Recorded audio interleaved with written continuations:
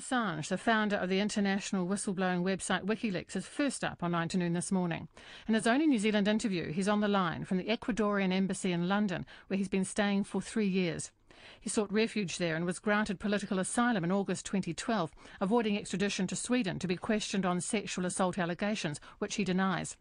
The Australian activist fears that if he sets foot in Sweden, he could then be extradited to the US and put on trial for releasing secret documents. 5 years ago, WikiLeaks collaborated with some major global media organisations to publish confidential documents. Now, these included thousands of US government cables, exposing documents relating to human rights violations, covert operations and alleged cover-ups.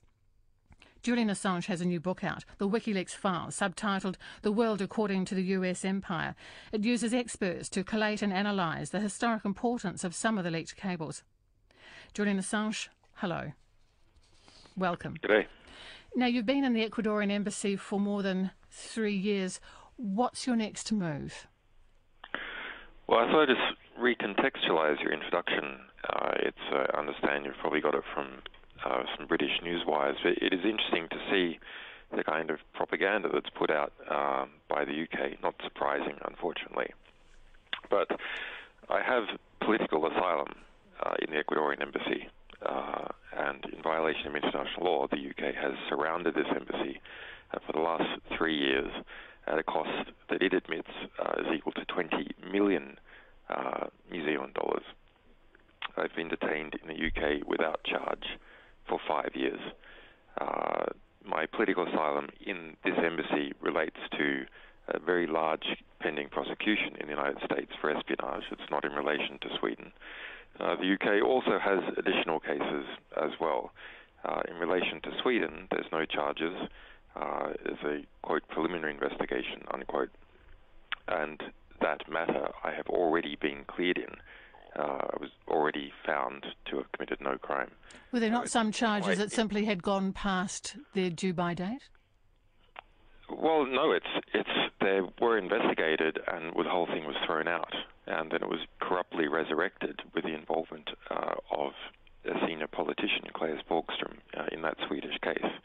But the British say they'll arrest me regardless of what happens in Sweden, and regardless there's a very large pending prosecution in the United States. So were you to step outside the embassy after this interview, you are sure what A, you would be arrested, and B, what, straight taken to the United States? Is that what you're saying? Well, there's at least 3 possibilities. The UK has publicly stated that it refuses to confirm or deny whether it has already received the US extradition request. It has stated that even if the Swedes drop their preliminary investigation, they are still going to arrest me in relation to charges in the UK. So you're not going anywhere in the meantime, Julian, are you? Well, it's a interesting, political situation, a very wrong one, but it is a political situation. So it's a matter of politics, and politics in this country is evolving. Everything's moving very quickly internationally. So my fate is up in the air. In the same way, quite a number of other people's fate is up in the air. For example, Chelsea Manning, my alleged co-accused, who was sentenced to 35 years in a military prison, or Jeremy Hammond, who was sentenced in New York to 10 years in prison. What level of surveillance are you under? That's an interesting question. The Freedom of Information Act requests to the UK reveal that they have spent 20 million New Zealand dollars, just over 12 million British pounds, in the last 3 years just on the police intelligence alone in relation to me in the embassy. But other documents from Edward Snowden reveal that the British intelligence services, GCHQ, have been spying on us, and that the National Security Agency put me on a man-hunting list as early as 2009. You've been talking also on Australian media, and I see there that you say you feel abandoned by your own government.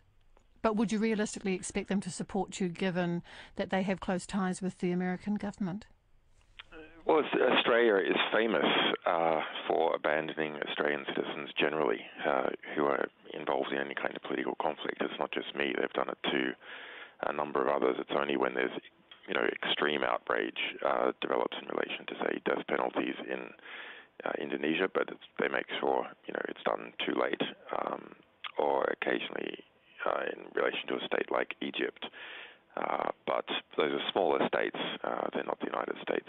So, after considerable action from the Australian public, finally, the Australian government will move into gear, but not in significant political cases involving major countries. Now, you mentioned Edward Snowden. He's been in the news recently from Russia, where he's in exile, saying that he's offered many times to go to prison in the United States as part of a deal to return from exile in Russia, and still, he says, waiting for an answer from the American government. What's your view on that? Well, I arranged Edward Snowden's asylum in Russia. It was a very difficult thing to do because we put in 21 asylum applications for different countries, including most of Western Europe. And most of Western Europe is in NATO or has relationships with the US, so they wouldn't give him asylum. Russia did, and that was the right thing. But there's a commonality that I'd like to bring up, which is Edward Snowden, and Kim.com all being attempts to, our cases are all in Alexandria, Virginia, where we have the same prosecutor. Okay, so you're seeing a relationship here? Well, there is. I mean, it's actually something quite interesting. The Alexandria, Virginia is picked in all national security cases. Now, I'm an Australian. WikiLeaks is not a US publishing organization. Our people are not in the US. We didn't publish from the US. So what the hell is the United States doing trying to bring an espionage case against me? Well, you can ask yourself a similar question about what is it trying to do in relation to extraditing Kim.com from New Zealand and his Hong Kong operation. That jurisdiction is simply picked because it has the highest density of government employees. It's 5 kilometers from the center of Washington, D.C. It has the CIA, Department of Homeland Security, the IRS, etc., within the jury catchment area. And the U.S. brags that Alexandria, Virginia is involved in pushing U.S. law into more than 67 different jurisdictions. This is something in academia, which we refer to in the new book, called lawfare.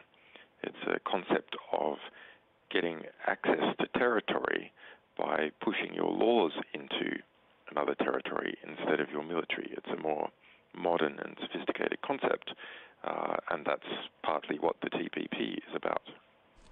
Well, despite all the politics here, Julian, let's get back to the fact that Edward Snowden, who, as you say, you organised his exile, he wants to get back to the United States. Are you surprised that he does want to go home? He's clearly feeling the pain of exile, essentially.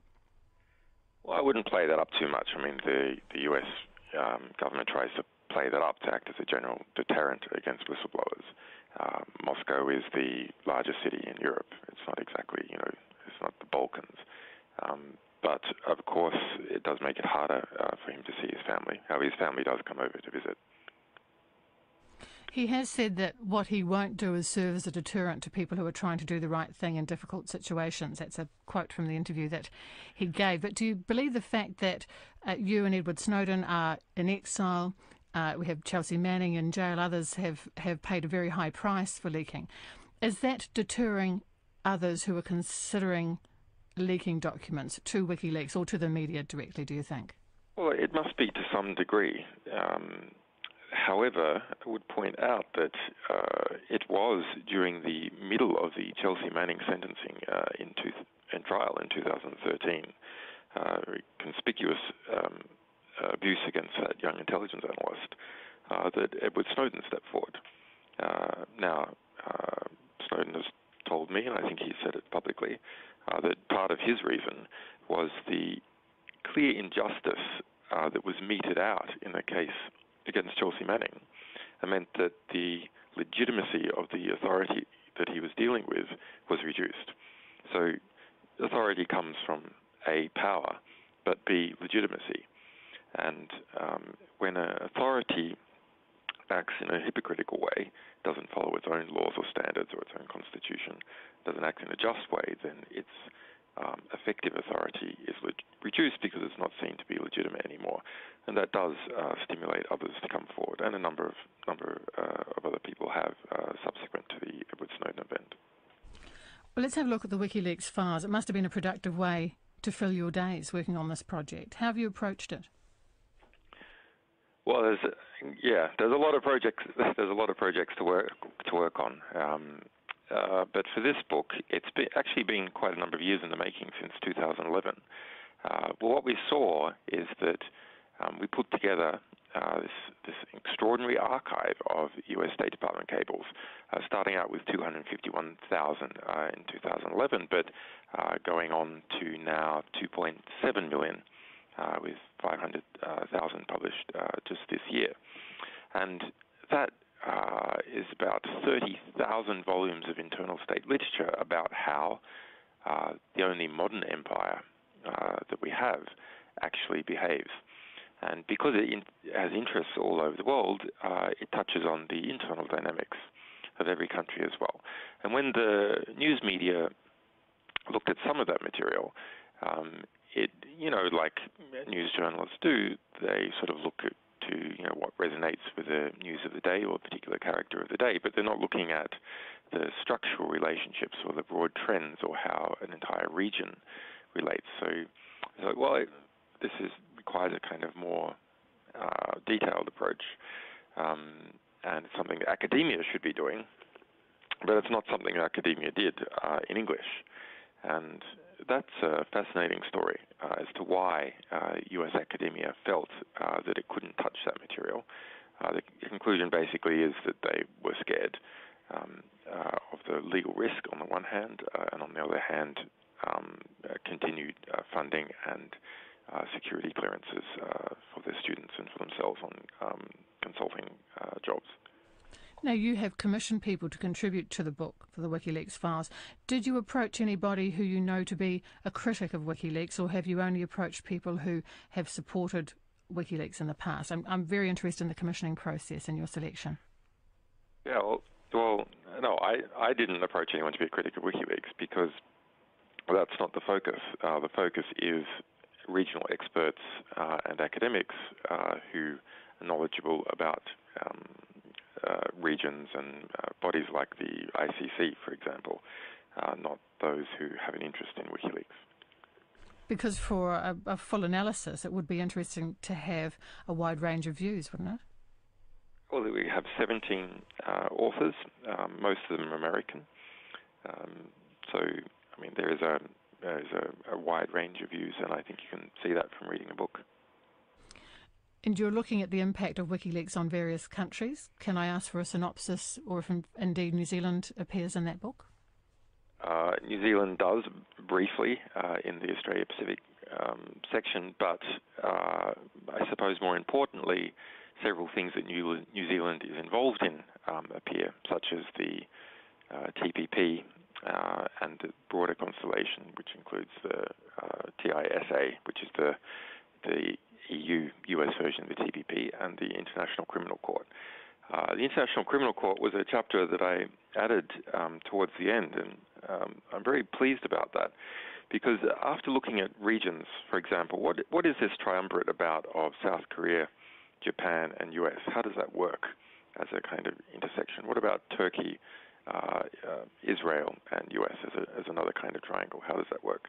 But then I understood that there's more than just cultures and regions in how the world operates in practice. There's international institutions. So it's very interesting to look at the ICC as an example of how the US interfaces with an international institution. And the ICC is one that's relatively easy to understand, because what it does is so well defined. It's the International Criminal Court.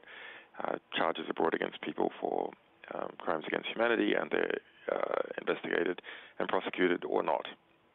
And so we document the US going through to most countries in the world and trying to get them to sign secret bilateral agreements called the Article 98 Agreement to promise that those countries would never extradite someone from the US government to the International Criminal Court. It was an intense fear under the Bush administration because of what they were doing in relation to Iraq and what they were doing in the war on terror more broadly. And then under Obama, things shifted a bit, but there was an attempt to co-opt the ICC for broader US geopolitical purposes as opposed to this narrow view of trying to protect their own skins. When the bulk of the documents were released, you can't have known what would come from unleashing thousands of documents into the media, into the world. As you assess the legacy of WikiLeaks, have they done any harm to innocent people? Well, I mean, it's very interesting you raise that question. It's a little bit like the introduction at the very beginning. The Pentagon put about, after we revealed the details of more than 200,000 casualties that they had been involved in according to their own records, they then tried to change the topic, like they have done with many national security scandals before, by trying to attack the media, in this case us.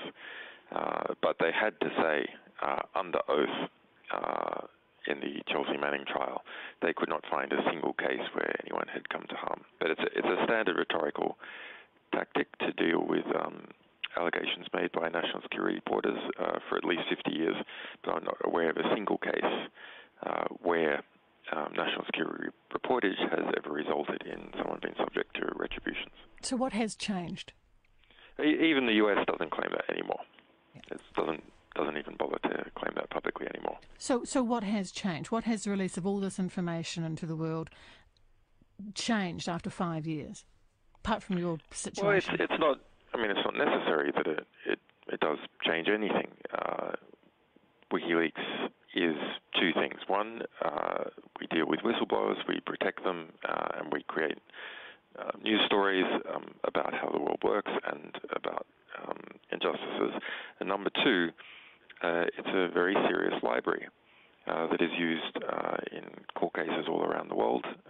For example, El Masri case, which proved the CIA rendition of a German citizen, and a number of other forums in academic publications and so on. So it's enough that people are educated about how the world works. Now you can look more practically. Yes, there has been many cases where people have been freed from prison, innocent people have been freed from prison as a result of what we've done, or there has been compensation cases, or ministers of defence or intelligence have been fired, or there's been changes in electoral results and so on. But it is enough, like a state library, that people can see how the world works, and they can be confident about the materials there being accurate and coming not as some opinion, but rather internal state archives which are pristine. Are there more documents to come? We talked before about the high price that several whistleblowers now have paid for this. Have the leaks dried up, or are people still prepared to risk everything? Is there more information that we'll see from WikiLeaks, or has it done its dash? We've published more since I've been stuck in this embassy than outside. We've published more than 5 million documents while I've been in here, and very serious material this year. In fact, most of the chapters of the TPP that has been revealed, for example, were published by WikiLeaks. Same with the sister agreements of TISA and TTIP, and serious national security material from the NSA showing spying on the last 3 presidencies and economic espionage in Europe, Japan. We covered this before, but I do want to go back to it. We're getting a lot of feedback from our listeners on this also. They believe that this has been something of a sideshow. The enigma of Julian Assange, the Ecuadorian embassy being your home, the sexual assault charges. It's the sexual assault charges that have our listeners saying that the allegations laid against you. And the main question coming through from our listeners is, if you're saying that you're innocent here, Sweden has, you would argue, a fine legal system, an unimpeachable legal system, why not just face the music? Why not? Why not face the music? They're certainly not as corrupt as a lot of other countries, Sweden. Why not face the music? Walk out of there and face the music. Well, if you're so confident. As I said before, there is only one finding in that case, and the finding is not only that I'm innocent, but no crime has been committed at all. And then the matter was corruptly reactivated. But if you're talking about my situation here, I applied for political asylum. I've been granted political asylum. The woman herself says that she was not raped, and the police made it up, and that's in the police documentation. But wouldn't the best option for you to get this cleared up, to get out of that embassy and to live your life, as long as you stay there, there are question marks over you, there are question marks over WikiLeaks and your reputation. I mean, how long can this go on for? Because people in the media keep resurrecting them. I mean, you can choose to concentrate on those things, or you can choose to concentrate on other things. But I mean, the reality is, the UK has said, regardless of what that case is about, they will arrest me anyway. The United States has said in court this year, in federal court, that there is a national security pending prosecution in relation to me, that the charges are espionage, conspiracy to commit espionage, general conspiracy, computer hacking, and conversion. And are you guilty of any of those? If you've been very clear on the sexual charges. It doesn't matter. I mean, these laws are not. Well, it does matter. You're not above the law. Well, with respect, the Espionage Act was constructed in 1917 in the United States in order to attack Eugene Debs. Eugene Debs was a left-wing leader who was campaigning against the U.S. involvement in World War I, and they went after him in relation to his free speech. Interestingly, a prosecution that the New York Times at that time also pushed. It's widely believed to be unconstitutional. So we have a law which has no proper defense and is believed by most U.S. legal experts to be unconstitutional. But in any way, it doesn't matter. I'm not an American. We don't publish from the United States.